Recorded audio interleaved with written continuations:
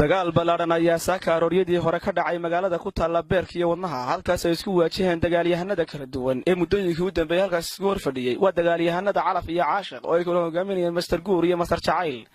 dagaalkan oo guud ahaan balay soo eegsay hubka noocyadiisa kala duwan lagana dareemayay guud ahaan jirka bini'aadamka sida dhagaha sanka afka iyo cagaha ayaa waxa la isoo eegsay hubka dirandooriga u dhaca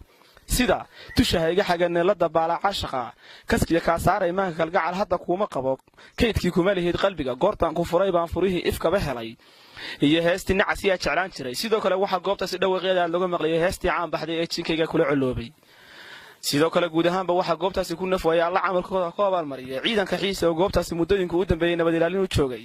boqolaal qoxoontii oo ka soo barkacay cagaha jirka iyo xubnaha laabmee bini'aadamka ayaa isugu soo ururay agagaarka halboolayaasha unugyada wareega ee dhiiga halkaas oo kula hadlay master dareen isla markaana uu sheegay inay xaaladda hakin doonaan si kastaba ha noqotee dagaalkan ayaa noqonaya noocii ugu cuslaa ee ka dhaca jir bini'aadan isla markaana la isku weeraro xubinta ugu muhiimsan ee jirka bini'aadamka waa qalbiye cabdiraxmaan xasan cabdullaahi wariyaha